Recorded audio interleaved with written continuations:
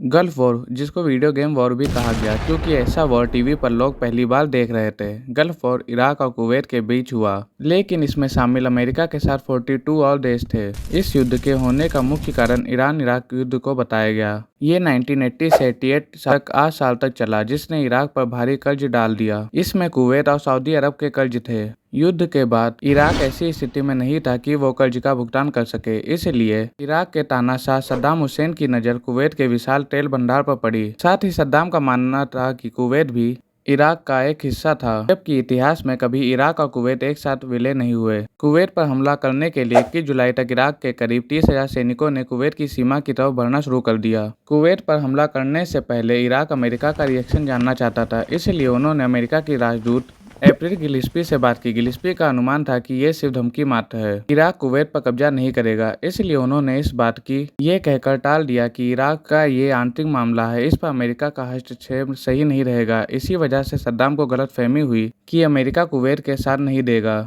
2 अगस्त 1990 की रात 2 बजे 1 लाख इराकी सैनिकों ने 300 टैंकों के साथ कुवैत की सीमा पार की। कुवैत की 16,000 सैनिकों की सेना उनका मुकाबला नहीं कर सकी। दोपहर होते होते इराकी टैंकों ने कुवैत के राजमहल दशमान पैलेस को घेर लिया। तब तक कुवैत के अमीर भागकर सऊदी अरब पहुंच गए थे। कौन कैफलिन लिखते हैं, शाही परिवार के एकमात्र सदस्य शेख फैसल ने सऊदी अरब ना भागने का फैसला किया। जब इराकी सेना राजमहल पहुंची तो वो कुछ कुवैती सैनिकों के साथ राजमहल की छत पर एक पिस्टल लिए खड़े थे।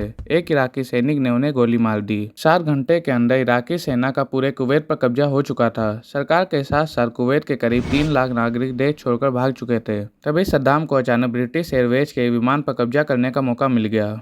जैसे ही कुवैत पर आक्रमण शुरू हुआ, इससे बेखबर लंदन से दिल्ली जा रहे ब्रिटिश एयरवेज फ्लाइट 149 विमान ईंधन लेने के लिए कुवैत हवाई अड्डे पर उतरा।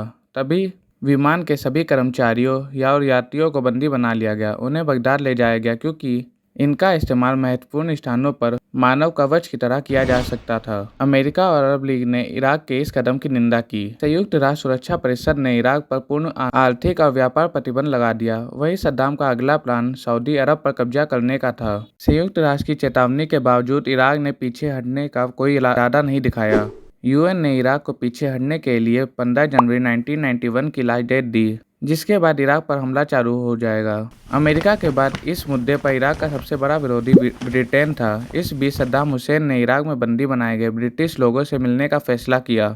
उनसे मिलने के दौरान इसे पूरी दुनिया पर टेलीविजन पर लाइव दिखाया जा रहा था। सद्दाम ने एक 7 साल के ब्रिटिश बच्चे स्टुअर्ट से अरबी में पूछा, क्या स्टुअर्ट को आज उसका दूध मिला? कौन कैफलिन लिखते हैं, सद्दाम ने उनसे मिलने के बाद दोहराया कि इराक में इन बंधकों की उपस्थिति शांति के लिए जरूरी है। उनका मानना था कि वो जब तक वहां रहेंगे मित्र देश इराक पर बमबारी करने के बारे में नहीं सोचेंगे। इराक ने यूएन की बात नहीं मानी। 16 जनवरी 1991 को अमेरिकी राष्ट्रपति बुश ने इराक पर हवाई हमले करने का फैसला किया। पूरे इराक में इससे भारी तबाही हुई। इराकी वायुसेना के मनोबल को उस समय बहुत बड़ा धक्का लगा जब उसके 100 से अधिक विमान ईरान में शरण ले लिए, क्योंकि ये उस समय किया गया जब अमेरिकी हवाई हमलों को न रोक पाने के कारण सद्दाम ने वायुसेना अधिकारियों को मौत की सजा सुना दी थी। 18 फरवरी को इराक के विदेश मंत्री तारिक अजीज मॉस्को गए और उन्होंने सोवियत संघ का कुवैत से बिना शर्त इराक के हटने का प्रस्ताव स्वीकार कर लिया। लेकिन तब तक विश्व नेताओं के बीच सद्दाम की विश्वसनीयता इतना गिर चुकी थी कि महज आश्वासन से काम चलने वाला नहीं था। इराक पर जमीनी हवाई हमले भी स्टार्ट हो गए थे। इससे बचने के लिए सद्दाम ने आदेश दिया कि कुवैत के सभी तेल कुओं में आग लगा दी जाए। आखिरकार राष्ट्रपति जॉर्ज बुश ने सैन्य कमांडर जनरल नॉर्मन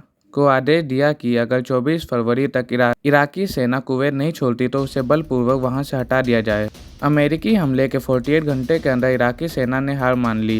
6 हफ्ते तक लगातार चली बमबारी के बाद इराक सैनिक लड़ने लायक नहीं थे।